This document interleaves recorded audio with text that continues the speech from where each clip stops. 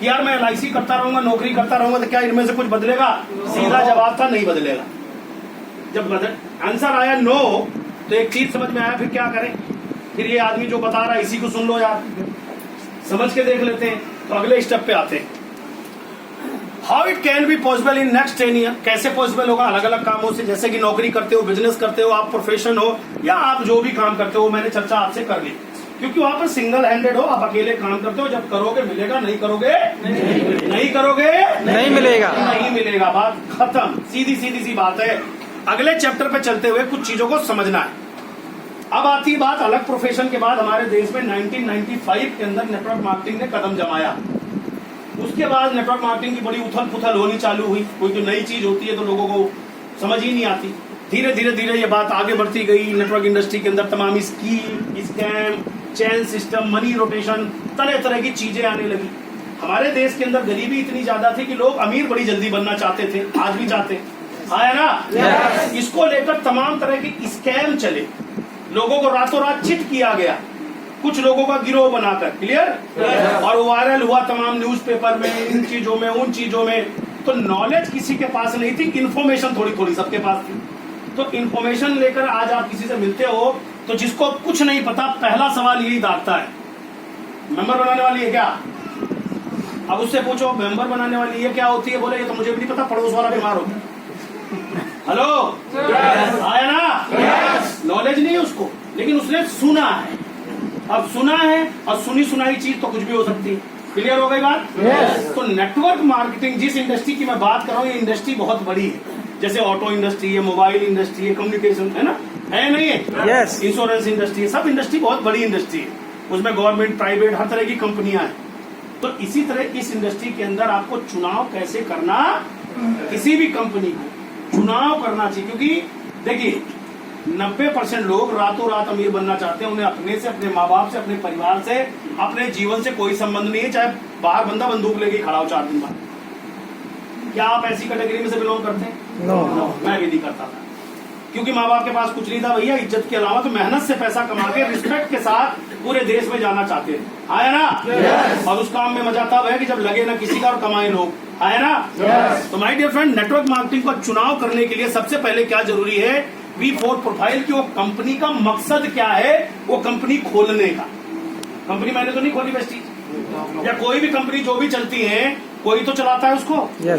उस कंपनी को चालू करने का एक्चुअल मकसद क्या है, उस कंपनी के ओनर का, उसका बैकग्राउंड क्या है, वो करता क्या था, उसने वो काम छोड़ के ये काम क्यों किया, ये जानना हमारा आपका फर्ज है।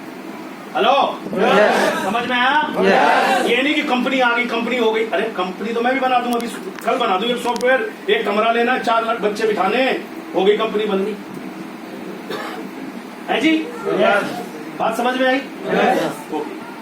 अब जैसे एग्जांपल मैं दे दूं, आप फ्लाइट के अंदर जाते हैं, फ्लाइट में जाते, पायलट उड़ाता है, आप अपना चेक इन वेकिन करके जाके बैठते हो, मजे से फ्लाइट मोड़ गए, तो कोई टेंशन भाई। जब फ्लाइट उड़ने आती है, अनाउंसमेंट होता है, सुनते हो, आराम से नींद लेते हो। उसी अनाउंसमेंट में बता दे भाई साहब, आज आपके लिए बहुत खुशी की बात है, वेरी बिग अनाउंसमेंट, कि आज हमारी जहाज को उड़ाने आए हैं फिल्म इंडस्ट्री के सबसे बड़े अभिनेता अमिताभ बच्चन जी। बैठिए आराम से, दिल थाम के बैठोगे? No sir. क्या हो गया? अमिताभ बच्चन इतनी बड़ी पर्सनालिटी, बैठोगे आप? No sir. अमिताभ बच्चन है, उनका काम एक्टिंग करना है, हवाई जहाज उड़ाना नहीं है। आदमी शीशा फोड़ के पूछ जाएगा, बोलेगा तो रहने दे, मैं बात करेगा, आया ना? तो माय डियर फ्रेंड, सबसे पहले कोई भी कंपनी चुनाव करने से पहले ये देख लो कहीं अमिताभ बच्चन तो नहीं उड़ाना उसको। ज्यादातर लोग इसके शिकार हो। वेस्टीज की शुरुआत 2004 में हुई। बाली जी ने नेटवर्क मार्केटिंग को ही जिया था, और जो कमियां उनके अंदर थी, क्योंकि मालिक वो काम कर सकता है जो बाकी चीजों में कमी हो सुधार कर ले, आया ना? समझ में आया? तो जब इस चीज को आपको समझने की बेहद जरूरत है, तो नेटवर्क मार्केटिंग का जो प्रोफाइल है ये जानना बहुत जरूरी है कि इसका बैकग्राउंड क्या था बंदे का जिसने कंपनी खोली, और इसका पर्पस क्या है। ऐसा तो नहीं किसी से बदला लेने के चक्कर में खोल दिया तो तुझे बर्बाद कर दूंगा, चाहे मैं खुद आबाद हो चाहे ना हो। हेलो, ज्यादातर लोगों का पर्पस ये भी होता है, तो उसमें आपका करियर खराब हो जाएगा। नंबर 2, वेस्टीज या किसी भी कंपनी का जो प्रोडक्ट है, वो प्रोडक्ट कितना रीचेबल है, यानी गरीब से गरीब आदमी, रईस से रईस आदमी, मिडिल क्लास आदमी, सबके पर्पस का अगर वो प्रोडक्ट होगा तब आप पूरे देश में काम कर सकते हैं, हाँ या ना?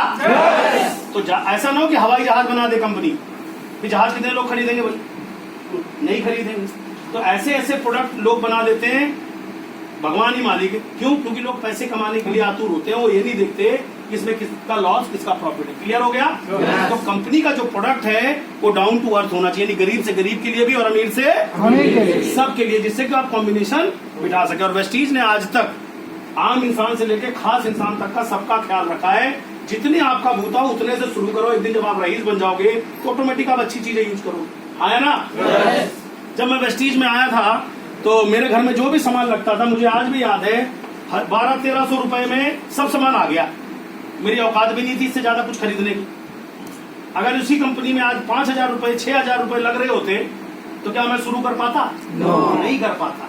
तो आपके लिए क्या मैसेज देना चाह रहा हूं कि जितने भी साथी आप यहाँ बैठे हो, वेस्टीज में कोई अमाउंट नहीं देना आपको कि 3000, 5000, 10,000 देना है। आपका परिवार कितना बड़ा है, आपके घर में लगता क्या है, कितने का लगता है, जो आपको लेकर आए और लिस्ट पर लिखा होता है वो सामान लेके आपका वेस्टीज रजिस्ट्रेशन पूरे देश के लिए फ्री ऑफ कॉस्ट शुरू हो